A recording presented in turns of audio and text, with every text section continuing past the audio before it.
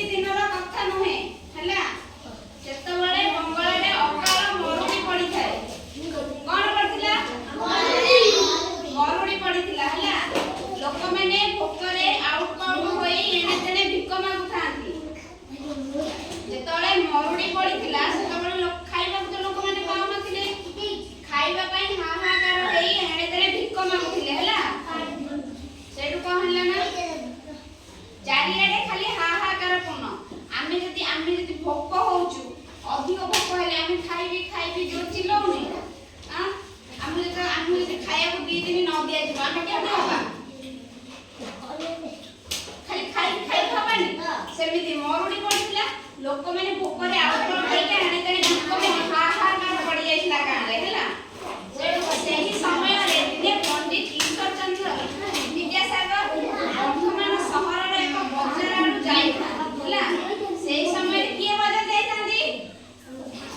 किए जाइथांदी ईश्वरचंद्र विद्यासागर हां वर्धमान सहर रे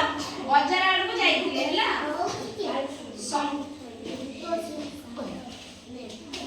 सामने रे देखिले गोटिए बालक चिराकना पिंधि तांकरी आडू चली आसुची कोन देखिले गोटे बालक चिराकना पिंधि तांकरी चली आसुची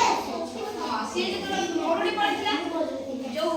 पंडित के ईश्वरचंद्र विद्यासागर बाजार में जाइथिले को बाजार जाइथिले वर्धमान बाजार जाइथिले सेतबळे देखिले तांका सामने रे गोटिए पिला कोन करके चिराकना वस्त्र में तांका आडू आसीची हैला तेडु न खाई न पी से रोगीना लेखा होछि पिलाटा खाई नै मरुड़ी पड़िछि ना पिलाटा खाया पिया पाई नै रोगीना लेखा होछि हैला पाखो को आसी विद्यासागर को हाथ को जोड़ी कहिला बापू मते पैसा के दियो पिलाटी विद्यासागर बापू को पाखो को आसी कोन कहला बापू मते पैसा दियो बड़ धर्म हेबो आपनकर हैला पिलाटी कहिला काढू विद्यासागर को कहला बड़ धर्म हेबो आपनकर मते पैसा दियो मु आ मा दुहे भोकरे अछि के भोकरे अछि से पिला आ पिलार मा भोकरे अछि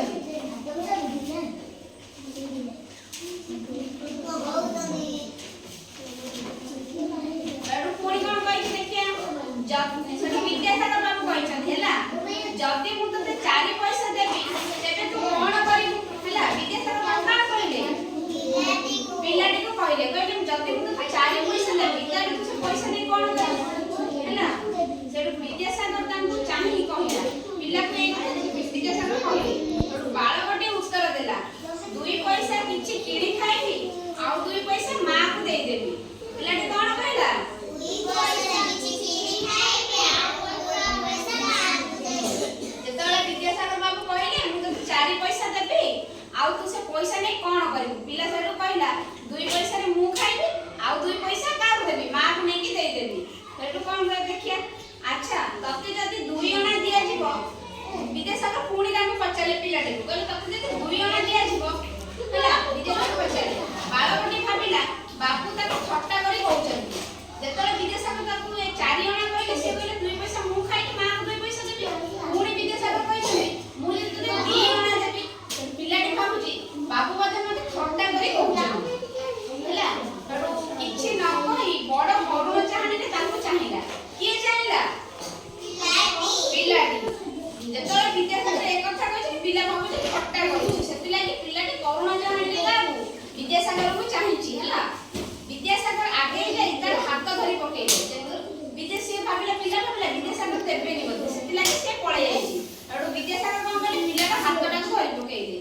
खूब आदर रे कहिले जदी प्रकृति रे तू 4 अना देई नेबी तेबे तो कोन करिबू हैला अडो पिलाटा हाथ धरि विद्यासागर कहले जदी मु 4 अना पैसा देबी तेबे तो कोन करिबू अडो पिलाटी कोन कहि देखिया पिलाटी आश्चर्य होई कहि 4 अना हैला पिलाटी आश्चर्य होई देखा कोन कहि 4 अना बड़ चकित चाहणी के पिलाटी तांको चाहिला कहि 4 अना कहि आश्चर्य होई के विद्यासागर को अनै छिला किछि क्षण परे पुणी कोन भाबी कहिला ताहेले तो हमर विपद घुची जिवो जेतले विद्यासागर कहि 4 अना